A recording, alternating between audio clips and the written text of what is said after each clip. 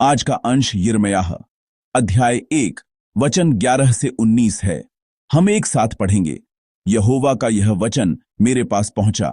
हे यिर्मयाह, तुझे क्या दिखाई पड़ता है? मैंने कहा, मुझे बादाम की एक टहनी दिखाई पड़ती है। तब यहोवा ने मुझसे कहा, तुझे ठीक दिखाई पड़ता है, क्योंकि मैं अपने वचन को पूरा करने के लिए जागृत हूं। फिर यहोवा का वचन दूसरी बार मेरे पास पहुंचा और उसने पूछा, तुझे क्या दिखाई पड़ता है? मैंने कहा, मुझे उबलता हुआ एक हंडा दिखाई पड़ता है, जिसका मुंह उत्तर दिशा की ओर से है। तब यहोवा ने मुझसे कहा, इस देश के सब रहने वालों पर उत्तर दिशा से विपत्ति आ पड़ेगी।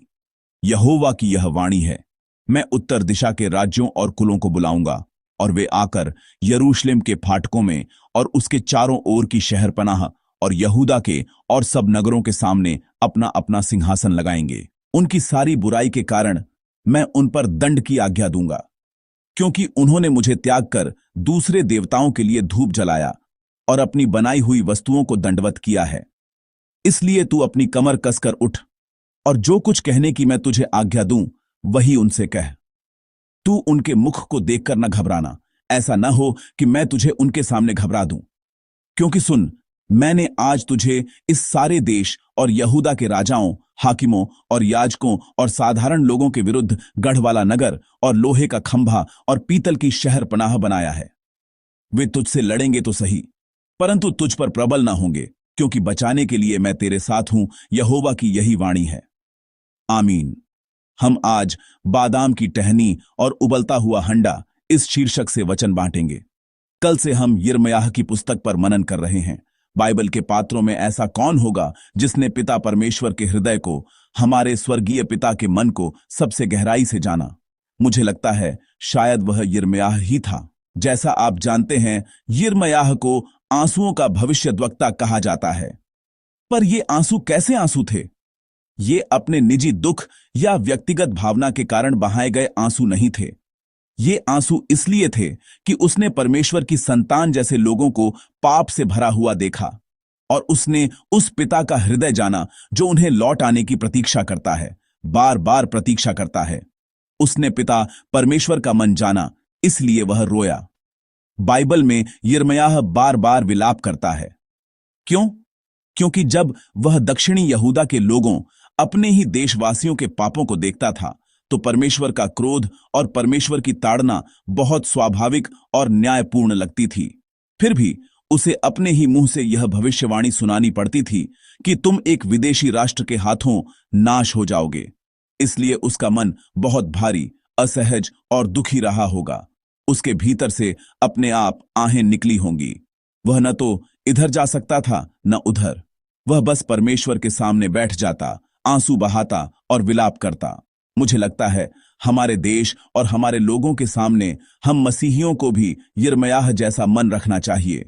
इस जून महीने में हम टूटे बिखरे स्थानों को देखते हुए आह भरें, सब कुछ परमेश्वर के सामने सौंपें और प्रार्थना करते हुए जी सकें। यही अच्छा होगा। दैनिक बाइबल पठन सामग्री में आप यिर्मयाह की पूरी पुस्तक का सुंदर सार देख सकते हैं। मेरे एक प्रिय और आदरणीय प्रोफेसर ने उसे बहुत आसान और समझने योग्य ढंग से व्यवस्थित किया है। समय मिले तो अवश्य पढ़िए, फिर यिर्मयाह की पूरी पुस्तक पर मनन कीजिए। मुझे विश्वास है कि इससे बड़ी कृपा मिलेगी। आज का पाठ यिर्मयाह द्वारा देखे गए दो दर्शनों के बारे में है। एक दर्शन बादाम की टहनी का है और दूसरा दर्शन उबलते हुए हंडे का है। पहले बादाम की टहनी के दर्शन को इब्रानी भाषा के शब्द खेल यानी वर्ड प्ले के रूप में समझना चाहिए। परमेश्वर ने मिलती जुलती ध्वनि वाले दो शब्दों के द्वारा दिखाया कि वह आगे क्या करने वाले हैं। बादाम के पेड़ के लिए इब्रानी में शाकेद, शाकेड शब्द है। यह शब्द जाग कर देखना, निगरानी करना या ध्यान रखकर पहरा देना अर्थ वाले इब्रानी क्रियापद शाकद, शाकड जैसे ही व्यंजनों से बना है। इब्रानी जानने का लाभ ऐसे ही स्थानों पर दिखाई देता है।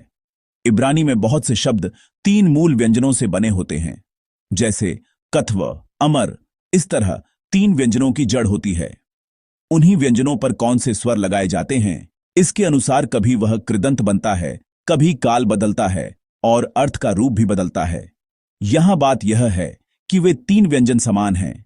बादाम के लिए शाकेद और जागकर देखना, निगरानी करना के लिए शाकद। आज के पाठ में उसी शाकद का कृदंत रूप शोकेद, शौकेड लिखा है। इसलिए परमेश्वर यिर्मयाह को बादाम की टहनी दिखाकर यह निश्चित कर देते हैं, अब से जो वचन मैं कहूंगा उसे मैं अवश्य निभाऊंगा। अब से जो वचन मैं कहूंगा वह अवश्य पूरा होगा। दूसरा दर्शन उबलते हुए हंडे का है। हंडा उबल रहा है और उत्तर दिशा से झुका हुआ है। परमेश्वर इसके द्वारा पहले से बता रहे हैं कि उत्तर दिशा से विपत्ति आएगी और सब लोगों पर उंडेल दी जाएगी। यह उत्तर दिशा से आने वाली विपत्ति क्या है?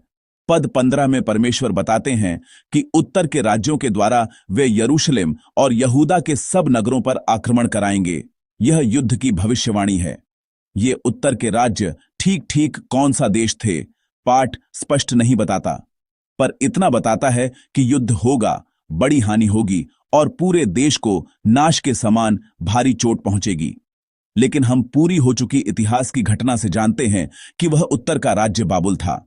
ईसा पूर्व लगभग 586 में यरूशलेम गिर गया, मंदिर नष्ट हुआ और यह भविष्यवाणी परमेश्वर के कहे हुए के अनुसार, शाकद के अनुसार ठीक वैसी ही पूरी हुई। तो फिर परमेश्वर की ताड़ना का कारण क्या था? आइए आज के पाठ का पद 16 हम साथ पढ़ते हैं, साथ पढ़ेंगे। उनकी सारी बुराई के कारण मैं उन पर दंड की आज्ञा दूंगा, क्योंकि उन्होंने मुझे त्याग कर दूसरे देवताओं के लिए धूप जलाया और अपनी बनाई हुई वस्तुओं को दंडवत किया है। आमीन। परमेश्वर स्पष्ट कहते हैं कि दक्षिणी यहूदा की ताड़ना का कारण यह है, उन्होंने परमेश्वर को छोड़ दिया और दूसरे देवताओं की आराधना की। एक शब्द में कहें तो यह मूर्ति पूजा है। पर वह मूर्ति क्या है? वह क्या कर सकती है? वह कैसी शक्ति दिखा सकती है? सच तो यह है कि वह कुछ भी नहीं कर सकती। पद 16 में उन मूर्तियों को अपनी बनाई हुई वस्तुएं कहा गया है। यही मनुष्य की मूर्खता दिखाई देती है। मनुष्य अपने हाथों से मूर्ति बनाता है और फिर उसी मूर्ति पर अपने आप को सौंप देता है। इसके विपरीत परमेश्वर पूर्णतः भिन्न है। परमेश्वर ने हमें बनाया है, इसीलिए अपने जीवन को परमेश्वर के हाथों सौंपना बहुत स्वाभाविक और पूरी तरह सही बात है। मूर्ति और परमेश्वर में आकाश पाताल का अंतर है।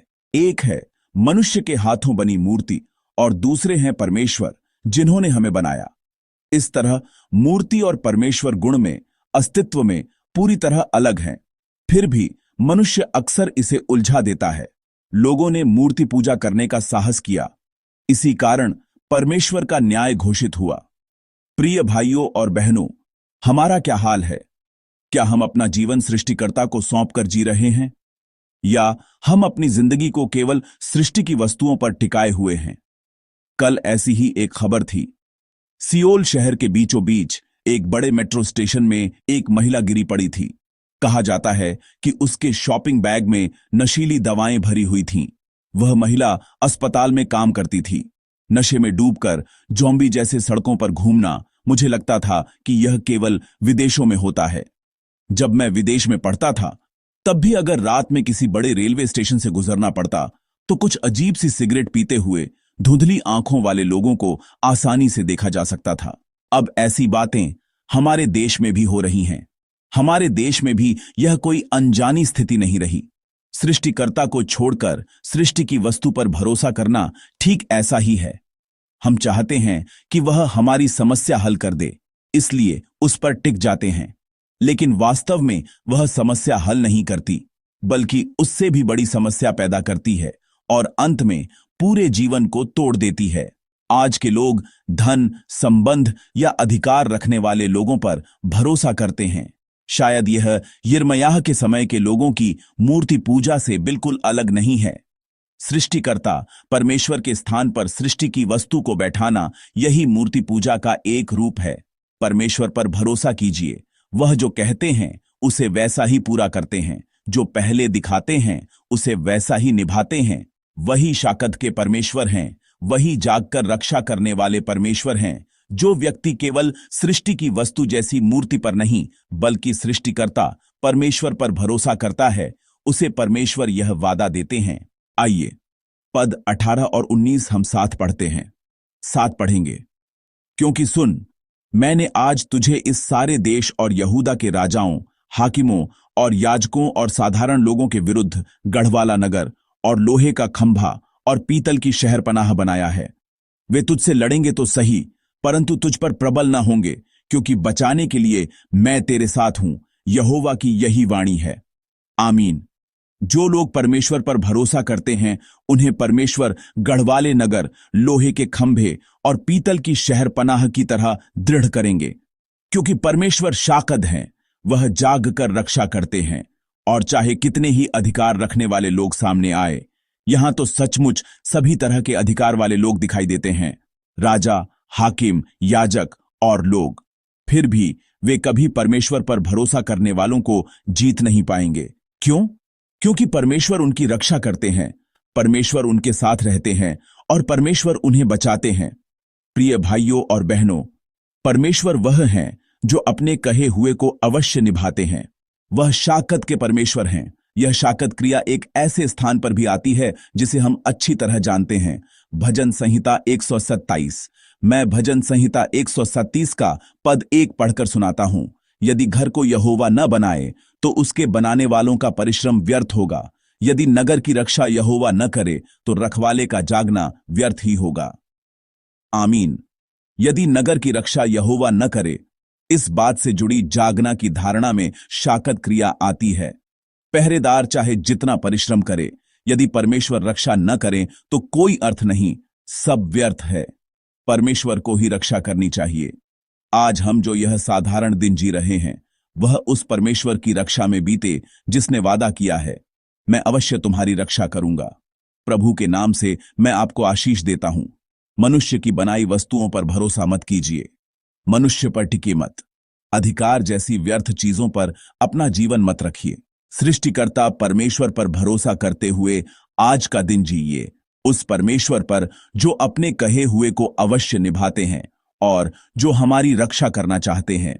प्रभु के नाम से मैं आपको आशीष देता हूं कि यह दिन परमेश्वर की रक्षा का दिन हो, कठिनाइयों से परमेश्वर द्वारा निकाले जाने का दिन हो, और वह दिन हो जिसमें परमेश्वर हर समय आपके साथ रहे।